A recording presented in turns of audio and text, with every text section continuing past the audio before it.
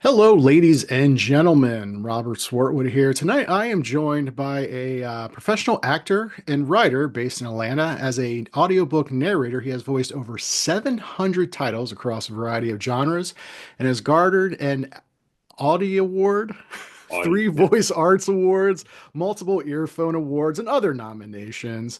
As a stage actor, he has performed in Off-Broadway and in multiple theater regional productions. That's right, it's your favorite narrator of mine, Will Damron. Will, how the heck are you? Good, man. How are you? Good. Again, thanks again I, for making I time have to, I have to yeah, go ahead. update one thing. I have to update one thing in that intro because I Did have you not. win something else?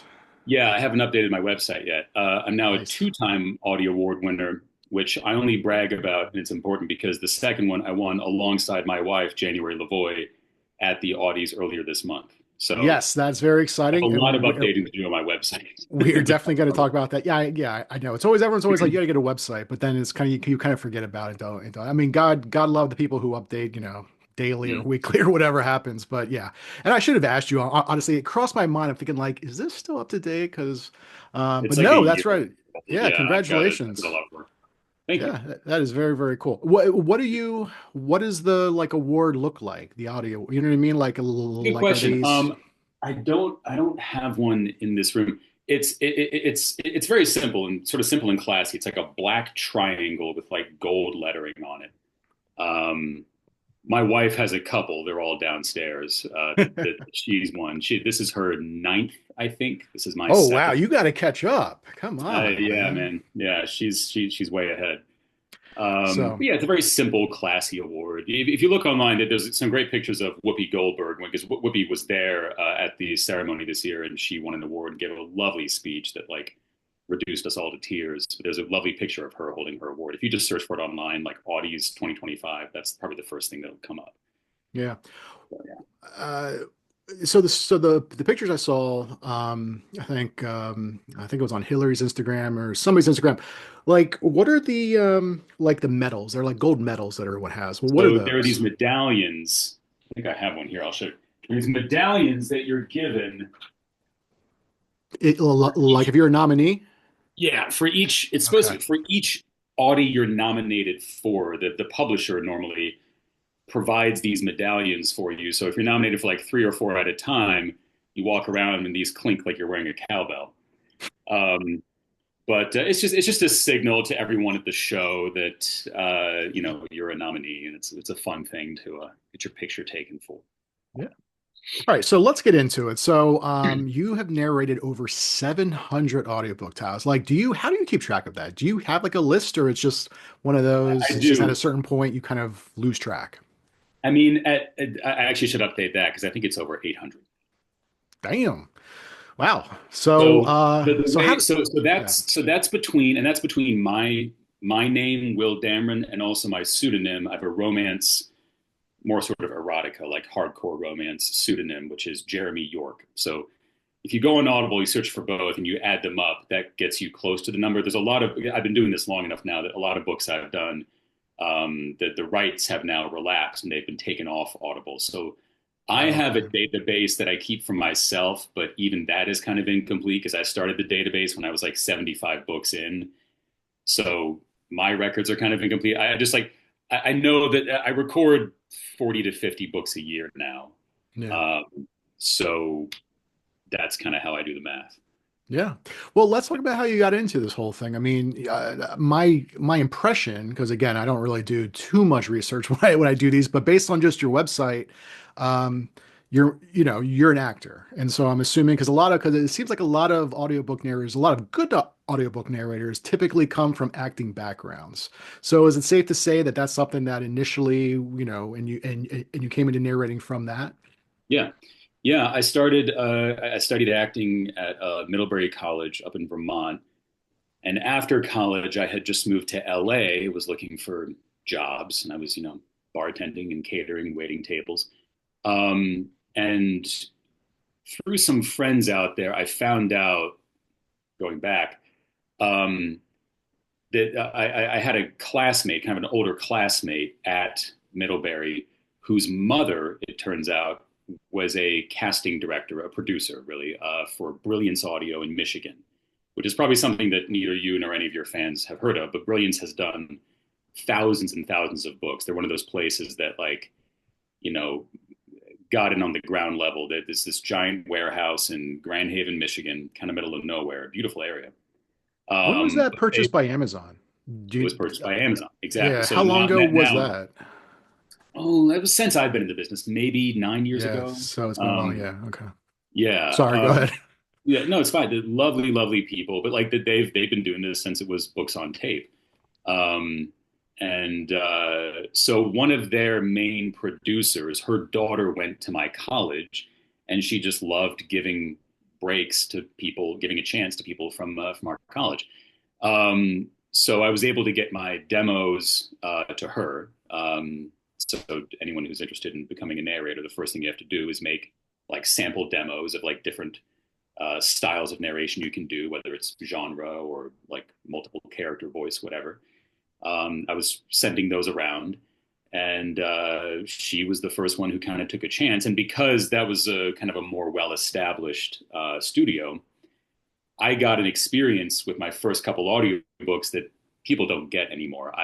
They flew me out there. They gave me a rental car. I got to actually be directed and engineered for my first couple sessions. That never happens anymore. Wow. It's become such a DIY business, but this was 2013, I think, when I got started. Yeah, so I was very lucky. I found this person who was a significant producer who was taking a chance on me, and also I got an introduction into how to do this with someone helping me out with a director and an engineer, and I got to just focus on learning the craft and how to do this well.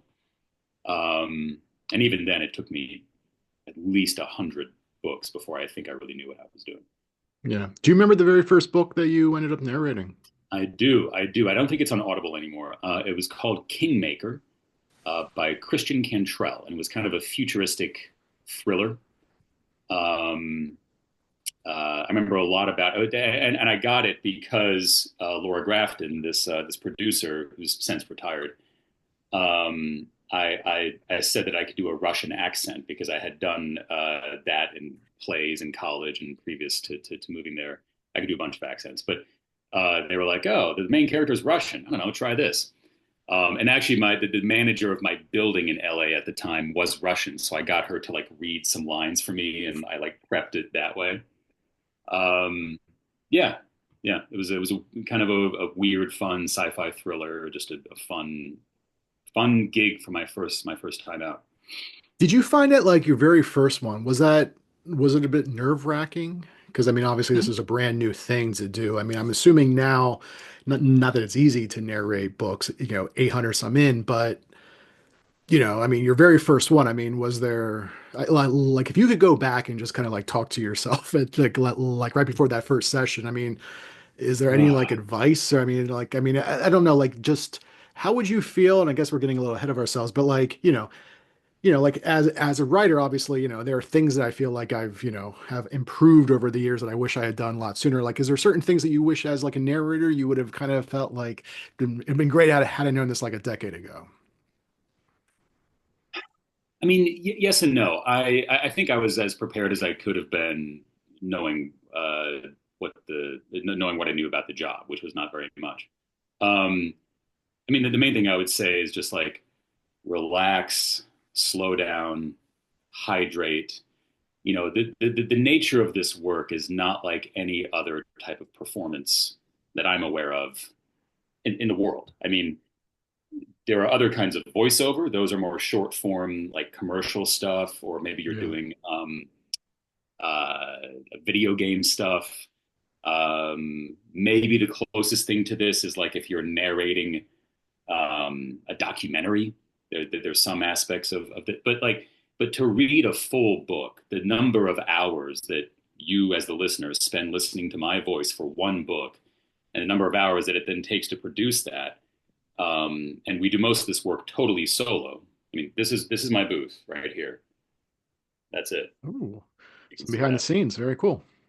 Um, it takes a lot of time and a lot of vocal stamina and a lot of and I remember coming back from that first job and like sitting in the jacuzzi at the Days Inn there in Michigan, and just like drinking tea, and just like, oh, like I was so exhausted, just physically, mentally, my throat hurt. Um, Now it's not the case anymore. Obviously, I've learned how to pace myself. But yeah, I did. I wish I knew how to prepare my body better for it. And over the course of doing this, the 12 or so years I've done it, it's made me a better actor in ways that I was maybe a bit dismissive at first, because I didn't know what the job was. I was like, oh, I'm just reading a book. Um, I didn't know how subtle I could be with my voice, how lose my voice now because it's been a long day in the booth. Um, yeah, there are nuances that you pick up after doing this for a decade that I wish I had been maybe coached on earlier, but I also knew I had to find that for myself. Yeah. So I think it worked out fine. So you know what, mentioning the booth there actually is a question I haven't really been asking any narrators, but I'm gonna have to start asking now. When you're typically recording, are you standing the entire time? Are you sitting? I Because I don't. feel like some narrators kind of like go back and forth to like guess whatever's more comfortable for them. I mean, what have you found is best for you? What's best for me, some narrators do stand. To me, that's a long time to stand. I have a Herman Miller Aeron chair, so a very good chair, and I'm very particular about that. And I sit in that for I give myself pretty frequent breaks. I mean, I take breaks every half hour to hour just to get up, look at something else, stretch. But I have a chair and a situation in there where I can be very comfortable for long periods of time if I have to. I have a fan that can circulate air because it gets very. That's just a 4 foot by 4 foot booth, and I'm a 6 foot tall man. I mean, so it gets very hot very fast in the Atlanta heat here. Um, Yeah. so you learn ways to kind of just regulate your body temperature and stay hydrated. But that's the main thing. Is yeah, I pick a good chair. I take care of my eyes. I have like blue light, glasses that I wear. Yeah. Um, just little things so I don't get as tired as fast. Typically, are you using like a tablet, like an iPad? Is it or like I mean, I Yeah. guess I've seen a lot of people. You might get like maybe like a PDF of the layout, or I mean, what type Mhm. of Yeah. So you how read the how's the book. text coming? The text comes to you as a PDF, which I read in a sort of PDF editing software that I have on my iPad, so I can make notes. Um, and so I'm performing, I'm reading the book off the iPad, and then I have a computer screen right here that is the actual readout of the software and the waveform for the recording, so I can make sure that the recording is proceeding, and the computer hasn't crapped out on me. So that's it. So I also try to arrange it such that I'm only focused on the book right here, and the recording is as automated as I could make it, so I could just press go and focus on the story. If I have to stop to get something, if there was a noise, or I made a noise, or I have to look something up, then I can do that. But so I Yeah. have two screens that I'm working with as I record. So how much prep do you typically do in terms of a book? Because I know that some narrators they will read the entire book. Some narrators might just kind of skim or kind of get a sense where things go. And I've heard some narrators just, they just open a book and go from there. I think Jack Carr say that Ray Porter does that. I haven't got confirmation from Ray yet on that, but that seems like, you know, because he I don't mentioned know. that I guess he learned that he had had a character who maybe had like a Russian or some type of accent that was revealed or mentioned like a few Later in the chapters book. after the fact. Yeah. And at that point, of course, Ray had already read a couple or had narrated a couple Mhm. chapters, and that became a thing. So yeah, I mean, like, what type of prep had like, and I guess has that changed over the course of 800 plus books? Yeah, yeah. I now know what I don't have to worry about in terms of prep, and I know how to prep faster and what to look for. Short answer is yes. I definitely read every book first, um, uh, and I'm pretty specific about my prep. Before I begin recording anything, I've read the book. I have a list of unknown words I might not know how to pronounce. that might be foreign words, or there might be just names I've never heard of before. Like your last name. Like I had never heard of your last name before you reached out to me for this interview. So I would make sure I know how to say your name, and that'd be on my list before I get going. And if it's a fiction book, I have a list of characters and when they show up and what vocal notes there are for them, if there are any accents. Um, if they're from a previous book in a series, I'll have references to when I did the voice before, so I can match it.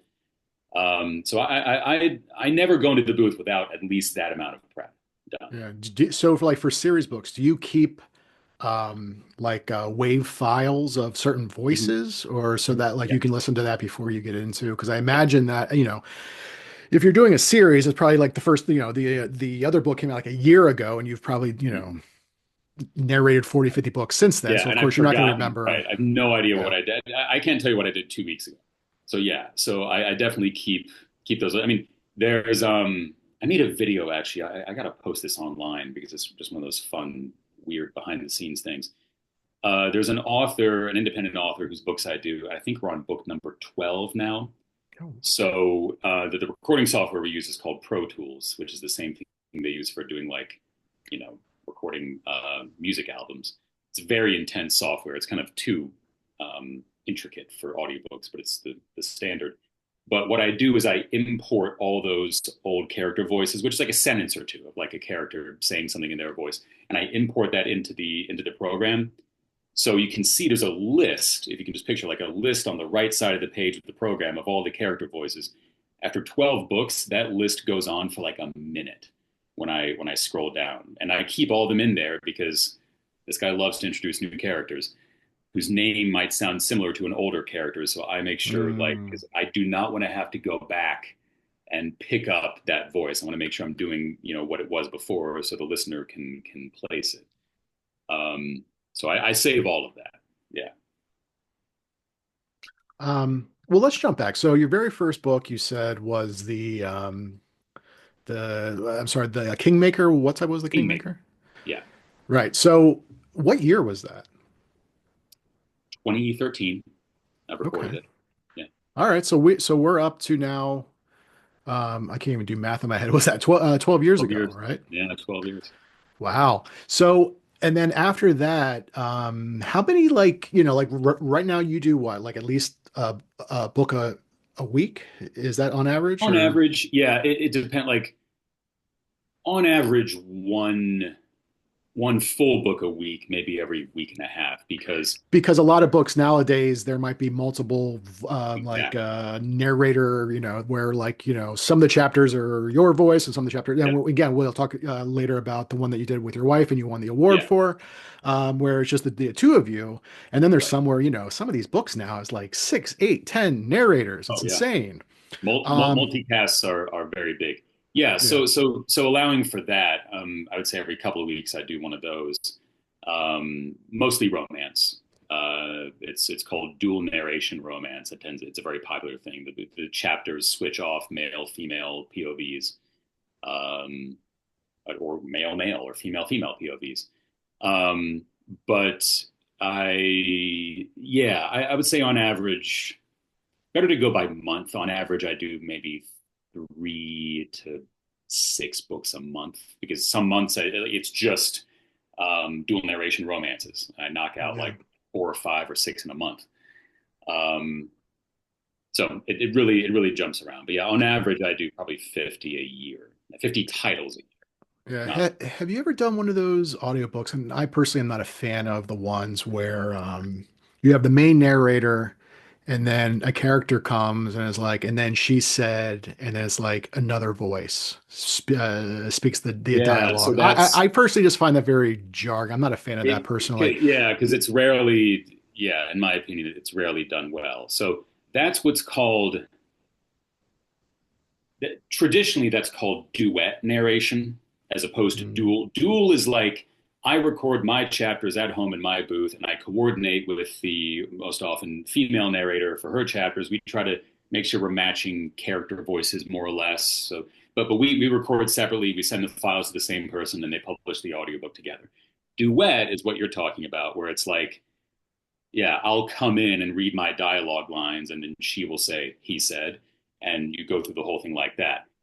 Um, the best way to do that is to have the people in the room at the same time recording, because then you can actually react off each other. Because otherwise, what you're hearing is not a true reaction, Yeah, it's you know, very based off like what the other person stilted did. So it and can flat. feel Yeah. kind of stilted, and you know, I mean, that's something that January and I were luckily able to do for Listen for the Lie, the book we just won the Audie for, because we happened to be in a place, and the publisher would also pay for it. It's expensive to do this, but that there, we had the opportunity to get into a studio that was big enough, and they paid for both of us to be there at the same time, which meant we could react off each other and do those scenes that way. Hmm. And that's also how the book was written, so it made sense for the book to do it that way. Right.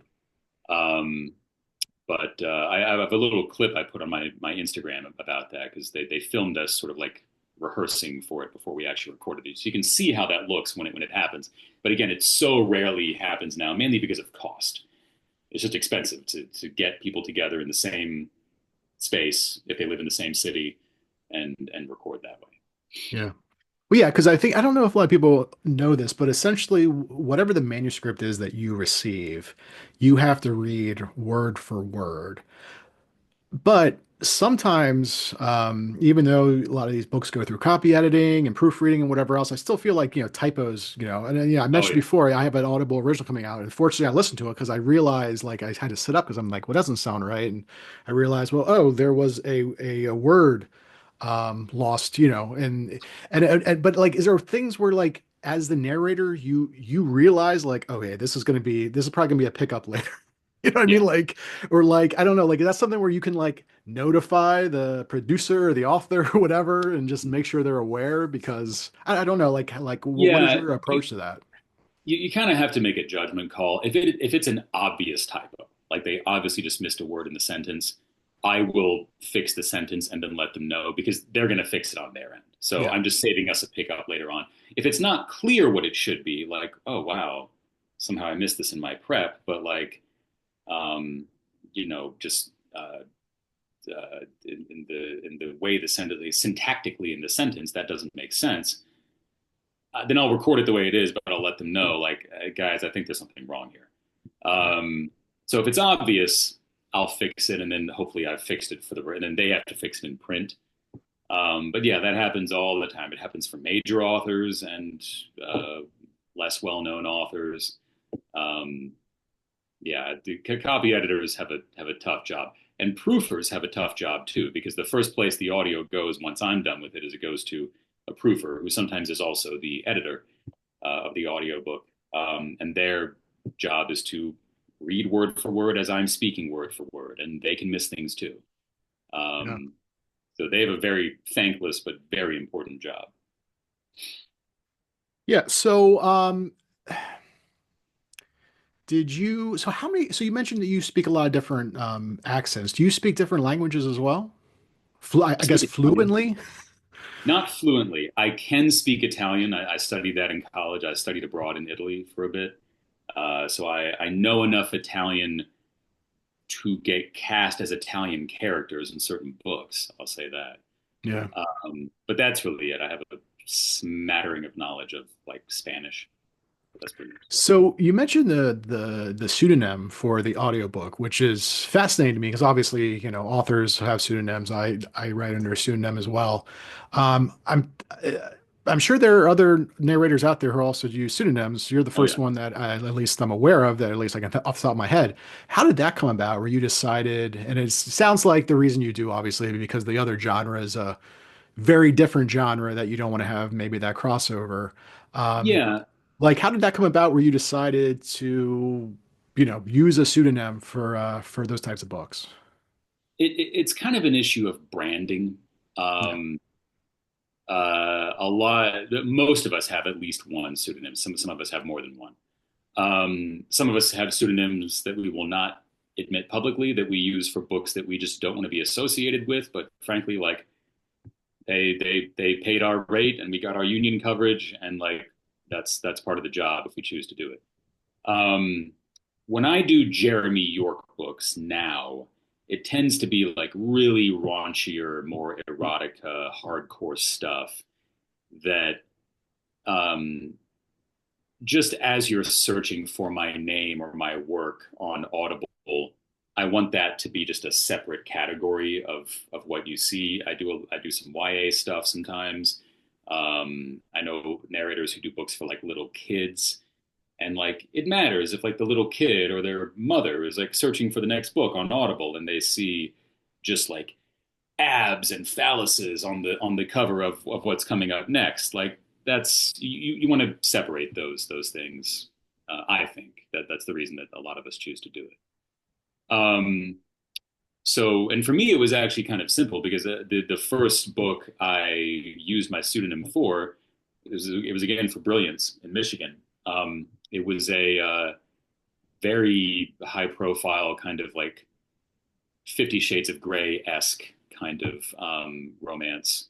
That was part of the Crossfire series, which if you have any romance fans listening, they probably have heard of that. It was sort of like Christian Grey before Christian Grey was this character Gideon Cross, who's like the same kind of trope: billionaire New York guy, very controlling and but broken inside. And the woman kind of brings out his vulnerability, but he also has to be controlling. There's a lot of BDSM kind of stuff. So I was like, I think this is time to try a pseudonym. And so that's where Jeremy York was born and came from. So like for me, it was just sort of very clear. Like once I started doing those books, I was like, okay, I'll just have this be my lane for that, and just keep the brands separate. And a lot of people, a lot of narrators cultivate both brands. Like they will like, they have separate followings for like their voice for romance and erotica because it's such a massive part of this business, and the fans who follow it are very dedicated. Um, and the separate voice for, the other stuff: history, nonfiction, thriller, all that. This is fascinating. So, how did the Jeremy York? I mean, is there like a significant? Is there any meaning, or is it just random? You just pick two random names. It's a name that I liked, and I thought it sounded, it could be both elegant but also like relatable. No. Um, uh, yeah, I forget how I came up with it. I sort of put some names together, and I was like, I don't know, why not this? Um, And, yeah. and so you said that there are times too where some narrators just do not want to be associated with a project because it reminded me of like with some like I don't know when the last time it was used, but there's Alan Smithy is a name for if you see that on a film, it means that it was directed by some director who thought the project was awful and does not want to be associated at all. Oh Like wow. So they all use how the same pseudonym yeah, I in mean, I that think if case? you look up let me Google it here. Like you find out that it's let me hear, according to go to Wikipedia, it's an official pseudonym used by film directors who wish to disown a project Wow. or a project Hmm. coined by the Directors Guild of America in 1968 and used until it was largely discontinued in 2000. It Hmm. was the sole pseudonym used by the DGA members when directors, dissatisfied with the final product, proved to the satisfaction of the guild panel that they had not been able to exile. Oh, because basically it's probably when the studio kind of had taken over, and it was just whatever the director's vision was completely, or with whatever else. So I mean, is that a thing though? I mean, because oftentimes I would imagine, and now you're probably you have gotten to a place where. Um, and again, I feel like there are a lot of narrators out there who have their own fan bases where people see your name, they see your wife's name, they see, whoever's, and they will probably, download that book more or less because they are familiar with you, not so much Yeah. they're familiar with the author. So, I mean, you get to a place where you start having that recognition. Um, I imagine then you also kind of are able to really pick and choose what product, you know what I mean? It's not like you're just getting probably at this point just, crap, but like, I don't know. I mean, is there ever still a place where you finally, finish it and you're like, you know what? I don't want anything to do with that. Because again, oh, sorry, because as I feel like they're hiring you, Mhm. Will, to narrate it, and then all of a sudden, to come back and be like, yeah, I Yeah, don't it's a want my good name question. Yeah, associated with because that. so that's something that I try to make a rule about addressing before I begin recording the book. Most often, the publisher will say, "This author wants Jeremy York for this one," or "This author just wants you, and you can. Do you want to use a pseudonym? It's up to you." They just want your voice. You're the person that they want to have do it. I'm also I don't I don't hide my pseudonym. Some people do, and some people really hide it. So I'm open about that. But not all narrators are, and that's their personal choice. Um, but yeah, I've never gotten to the end of a book. Uh, that would mean I think that I would have messed up something in the prep of it if I get to the end of the recording and I'm like, I just can't. I need to change this up. Yeah. That's almost because you want to clear that with the publisher ahead of time because they're also they're hiring the property, so to speak, of your voice, whoever's name is on it, which, as you said, has a following online to do that project. So I've had a lot of negotiations sometimes where I'm like, I will do this book, but I'm going to use a new pseudonym for it. So like they'll get my talent, they'll get everything I have to offer for the project. They won't get Will Damron. Is that okay? And I've had books where like they'll pay the rate I ask because they want the voice, but they will accept that I don't want my name attached to it. That's happened very, very rarely for me. Um, but I always try to just be respectful of the publisher and clear that with them beforehand. Yeah, no, absolutely. So my experience, and I don't know if you agree with this, I usually find that for a book that's like 100,000 words, it typically is going to be about 10 hours. It's usually about like an hour per 10,000 words, give or take. A Um, little less, tends to be less, a little bit less, but yeah, close to that. yeah. So so typically I'm just, well, I mean, the reason I bring that up is like, so for like a 10-hour audiobook, typically how long does that take you? Like for like a regular day, how much are you able to typically get through? And then on top of that too, I'm assuming you probably, like most narrators, probably appreciate books with short chapters. Like, are you trying to do like a chapter a session, or are there times where, I mean, I'm sure it's probably difficult to stop halfway through a chapter and then have to kind of, come back in and maybe kind of keep that rhythm or whatever going. It really depends on the book. A good example is like I'm doing a nonfiction book right now. If you picture like the text, this is going to get very granular, but just bear with me. If you picture like the text in a nonfiction book, right, and how much of the page it takes up, you have big blocks of paragraphs, right, Oh, it's awful. as opposed to like thrillers or Yeah. like quippy kind of mysteries where you have a lot of dialogue that breaks up the how the text looks on the page. Yeah. Just My think about philosophy is always more white space, the better. just seeing the white space and giving your eyes that rest and having some variety page to page, can make those books go faster. Nonfiction books can be very like deceptively exhausting, not only because you tend to be dealing with like ideas, right? You're not necessarily just telling a story, you're trying to, also convey an idea or a concept, but also your eyes get, excuse me, your eyes get tired faster because of how you're like tracking down the page. So you have to give each book the space to sort of tell you what it needs to be. So to answer your question, I typically record between 2 and 3 finished hours a day. If it's one of those like thrillers that I mentioned, or like a romance novel it's just kind of easier on the brain to get through. I'm not wrestling with any big concepts. It's about character and action and driving forward. I can get 3 hours a day if I'm working alone. If I have someone help me, if I have like a director zooming in, which happens sometimes, I can do more because they're taking a job off my shoulders, so I can really just focus on the work, and it goes faster. Um, but yeah, between 2 and 3, I try to allow that in my schedule. So I'm a 10 to 12 finished hour a week person. Wow. Yeah. That seems So pretty good. I go by that by the finished hour. So if I have to stop for the day in the middle of a chapter, I will. I'll pick it up the next day and I'll match my voice to that. It just depends what the book is doing to me. Sometimes I have to stop in the middle of a chapter because I have nothing more to give, and I'll find a section break and just call it. And so I imagine, I mean, obviously nobody wants to get sick, but I imagine for someone like you, getting sick is, I mean, that's going to cost money because obviously you wouldn't be able to record for several days or a week. So we have tricks that we do when we get sick.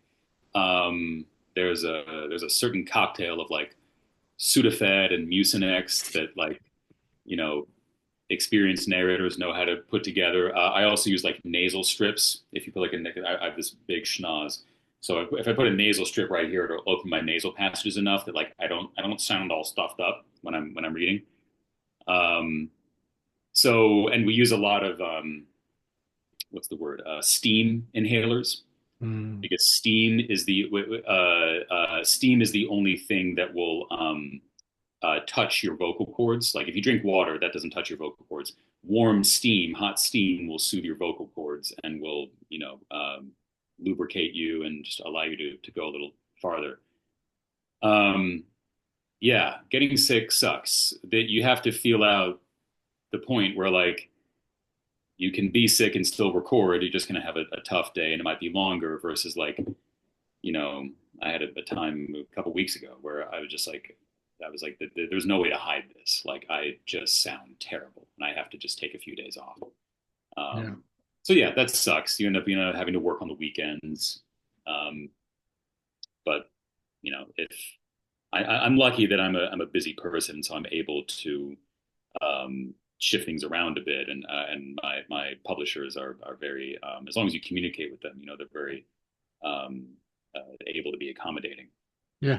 No, But yeah, speaking of busy, I mean, you also on top of all this, you're an author too. Your novel, is it the Tercentennial Baron? Tercentennial Bear, yeah, big clunky title. Yeah, How that did was how did that come about? Was that your first published novel or like your first novel Mhm. novel?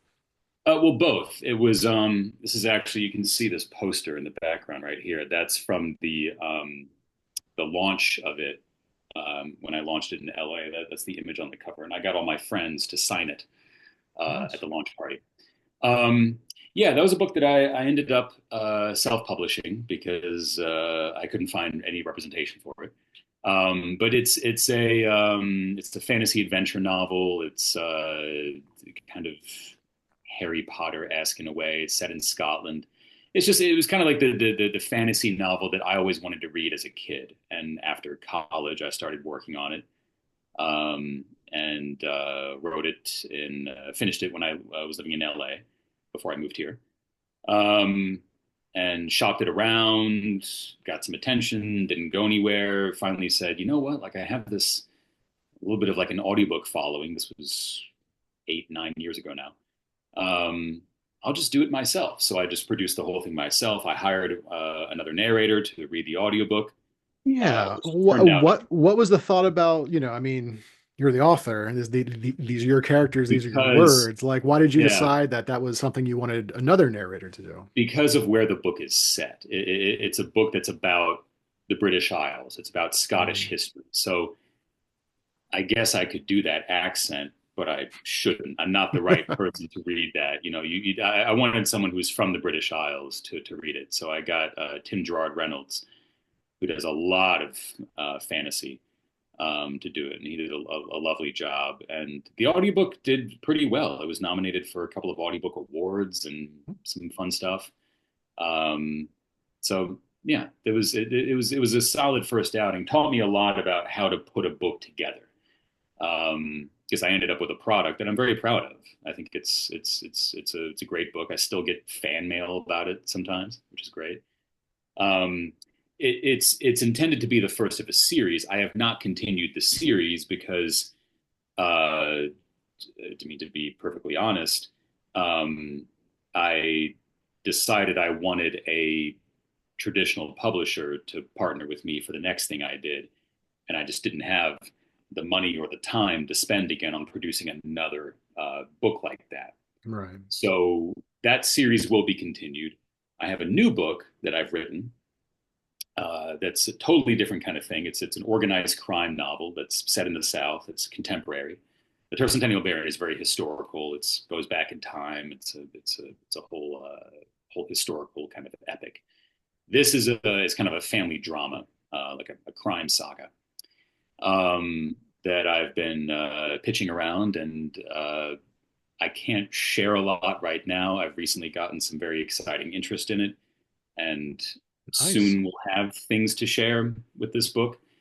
Um, but yeah, so I have something else, something very different that's in the works right now that uh, will find its way into the world in the next couple of years, depending on Have, how have you slow written publishing tends to move.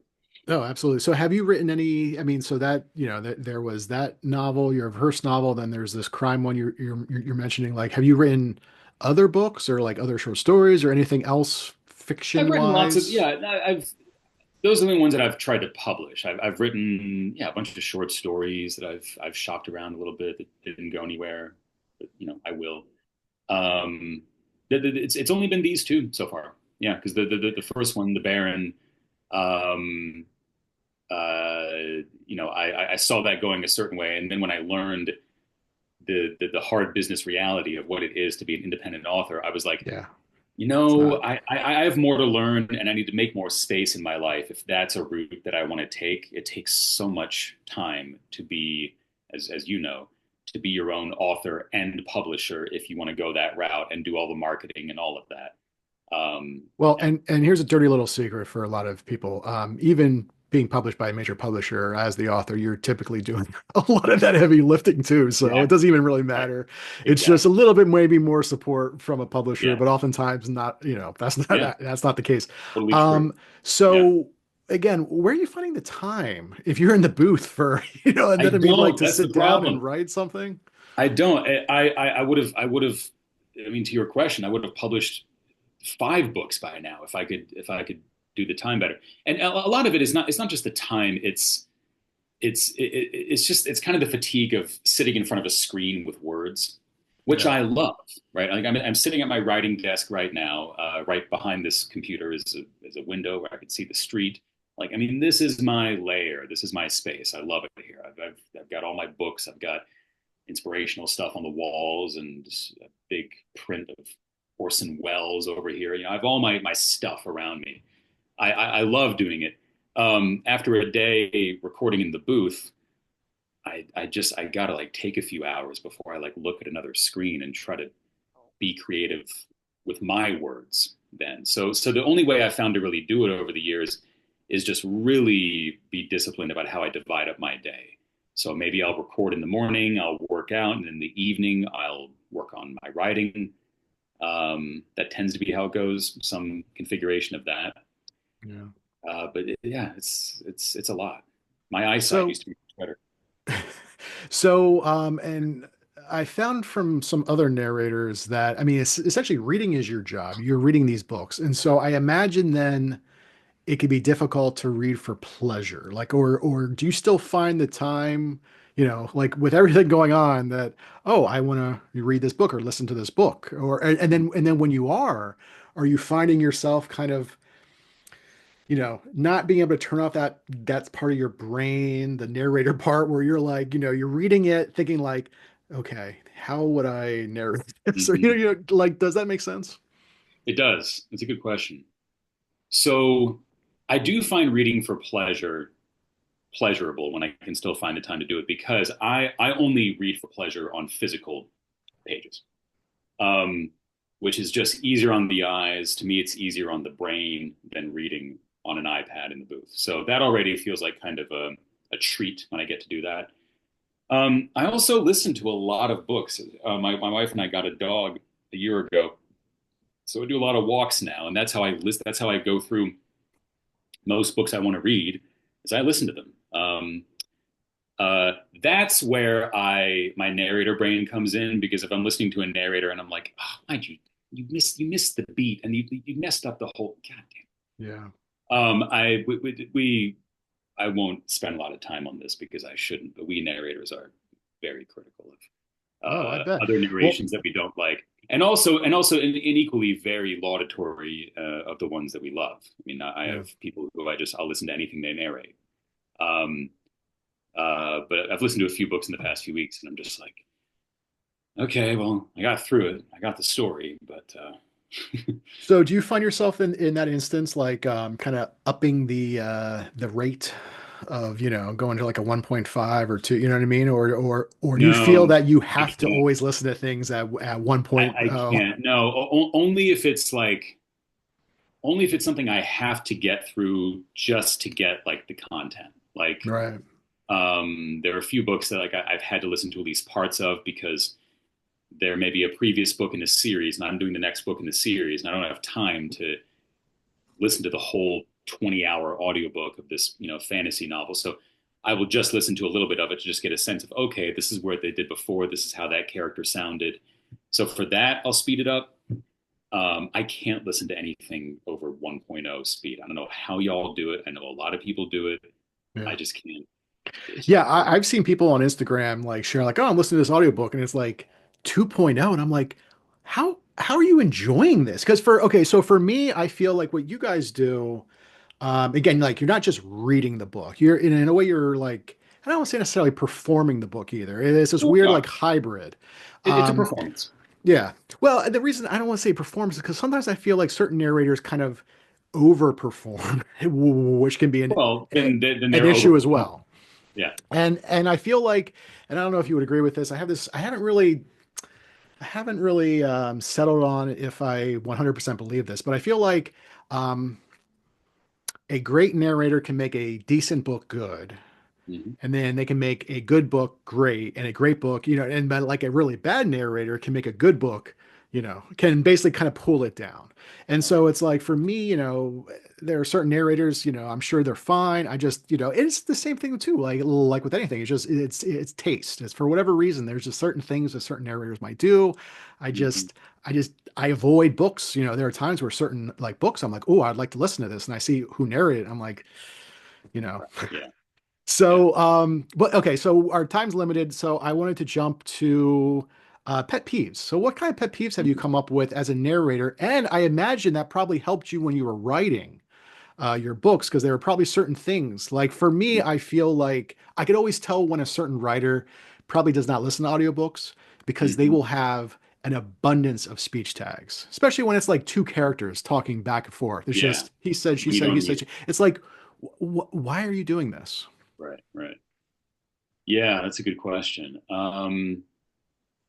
Yeah, whenever something is overwritten, or what's a good example, or like has too many run-on sentences, I'm a big fan. I'm curious if you do this, or some version of it, but like also just because of what I do for a living, like anything I write, I speak out loud to myself because the rhythm of Oh yeah. how it looks on the page, but also the rhythm of how it comes out of your mouth if you're reading it out loud, really matters. And I wish more authors, I know why they don't, but I wish they would pay attention to um, the rhythm of the narrative, the rhythm of the dialogue. And this is true of plays and film and TV, anytime where dialogue is written, where you come across those dialogue lines where it's just like, people don't talk that way. Just get to the point, say it more simply, Because then my mouth is tripping over it in the booth, and I'm just like, you could have just said, whatever.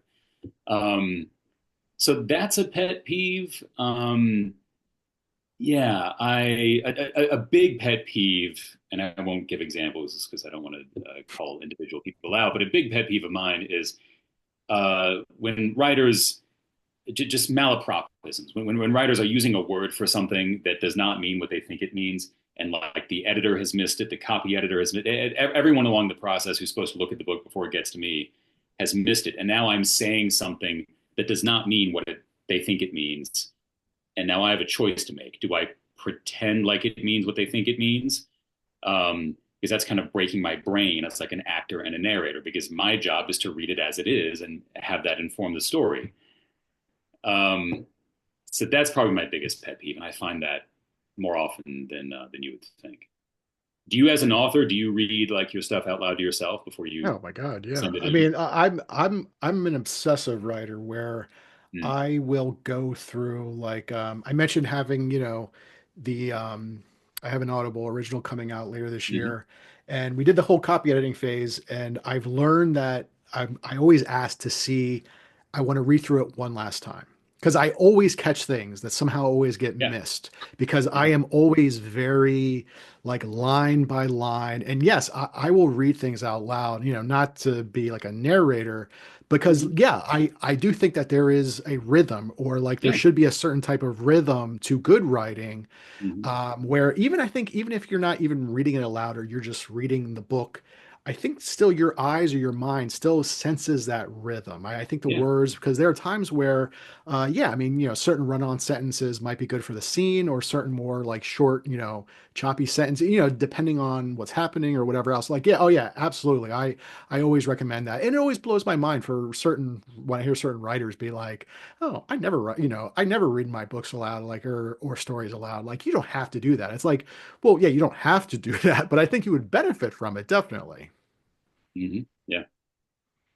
So, well, anyway, so we have a few minutes left. Let's talk about that book that you and your wife, January, the great January Lavoie, did called "Listen for the Lie." It won the Audie Award. How did that come about? And was this the very first time you narrated a project with your wife? First time. Wow. We've only done two books together. The other one was like a dual narration romance. Um, any producers listening, we're waiting to do more. We'd love to work together again. Like, did the Um, producers, like, for the publisher, like, the they knew you producer, guys were a couple and were like, yeah, hey, this would be a good idea to use that? I mean, like, how did that come about? it was a producer at Macmillan who was like, this book called it's a female POV book, but there's a very prominent male narrator in it. It's also this book has been just incredible the way it's blown up, and I get why the audiobook has gotten so much attention because it's a book that just works really well for audio because my character in the book is a podcaster. So the premise of the book is there's this young woman who's accused of murdering her best friend, and my character is a true crime podcast host who goes to the woman's hometown and like tries to do what true crime podcast hosts do and try to solve the crime, and they end up kind of getting there together. But so the audio of it is just like it's built for an audiobook. It's got this podcast feature. That's why when she and I did the scenes together, we are actually acting opposite each other because it's like a scene. It's written like a scene in the book. So it came about because this lovely producer, Ali Demeter at Macmillan, knew that we were married and was like, this is a cool idea. What if we gave this to January and Will? And it just blew up.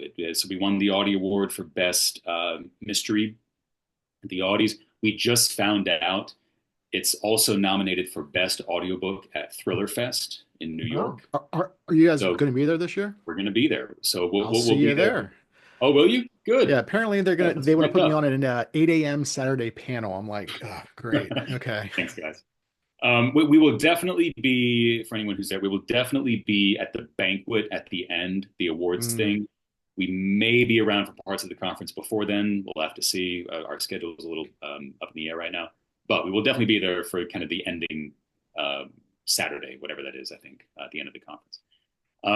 Yeah, it just this book like just got legs, man, and it just hasn't stopped, and it's been lovely, and we've really enjoyed talking about it. And what's also great too is like it's a book that we really enjoyed together. Like sometimes it breaks your heart. There are books that you pour so much into. They're so good. They're so well written. The characters are so great, and nobody ever hears about them because that's this business, you know.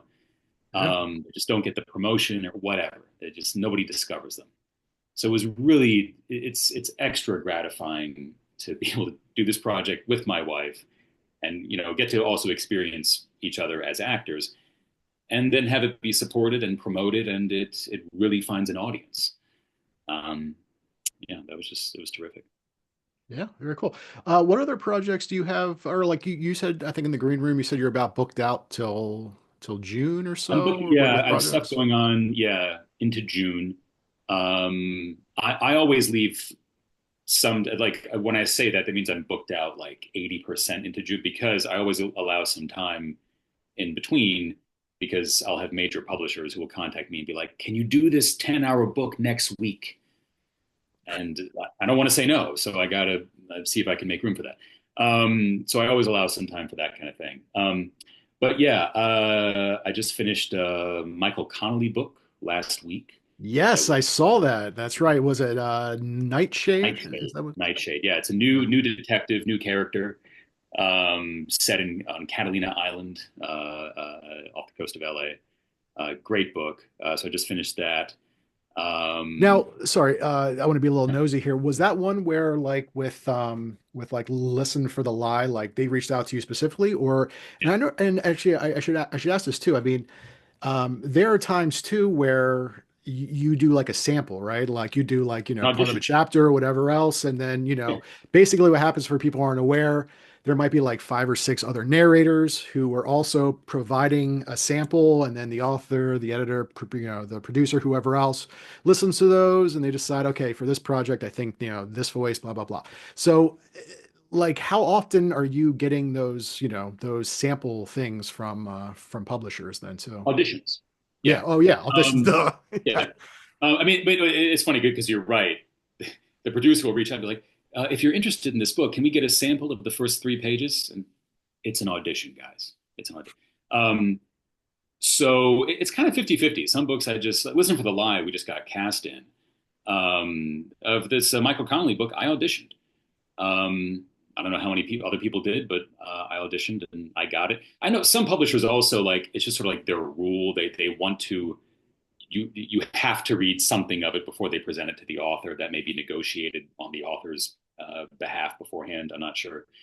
But yeah, I would say maybe the majority of what I do, I do audition for, and that's how it comes about. So is that Uh, like, I mean, throughout like a typical week, you're mhm, you're actually in the booth, you're recording a novel, blah, blah, blah. yeah, Then you have to bring in, this extra yeah, time to probably yeah. read the chapter to maybe kind of You do do. it. I mean, like, do you just do once and done, or do you read a couple different times and Yeah, it really decide which is a good file to send?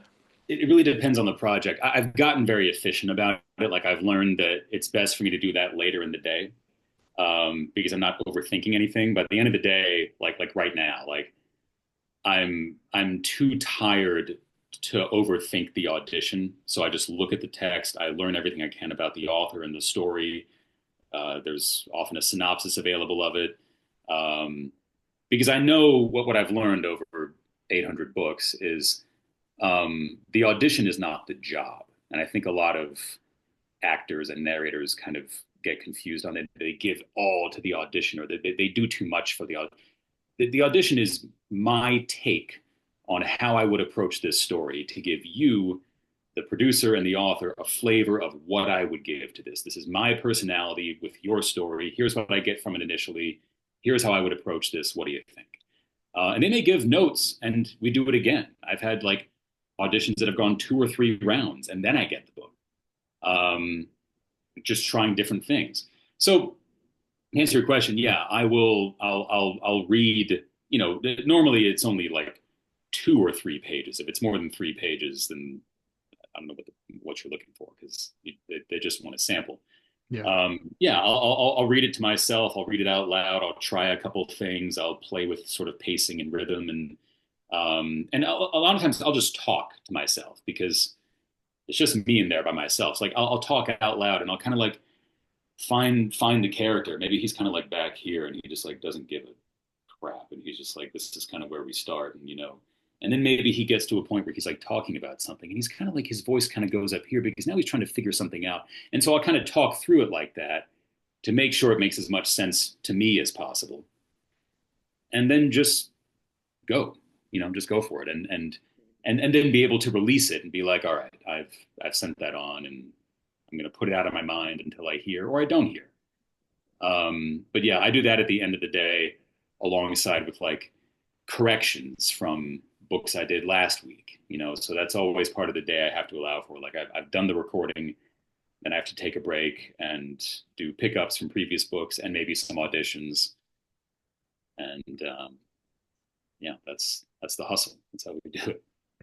That is the hustle, and my friend, you are extremely busy. I don't know how you fit in everything. Yeah, you have 800 plus audiobooks that you've done, and I'm sure you name another year or so, probably have another 100 that you've gone through, and that does not include the this other book that you have that hopefully there's going to be good news coming to you. So we're up to the hour, so I don't keep any much more of your time. I appreciate you making time to chat, and everyone go check out Will's audiobooks and his Jeremy York books. If you're into those types of books, I guess I should say. I mean, they're Go for probably it. No if you're shame. if you're listening to Michael Connelly book, you might not, necessarily be a fan. You Maybe you are might. a fan Hey, of those types of books. Who knows? maybe only on a Saturday night. I don't know. There you whatever, go. whatever, So, whatever you're here. congratulations again, Will, on all the, success you've had on the awards, and good luck to you and your wife, obviously, this June at Thriller Fest Thank you. for the I Listen for the Lie. So, look forward to yeah, seeing so you there. everyone go check out Will's work, and we'll see you next time. Bye.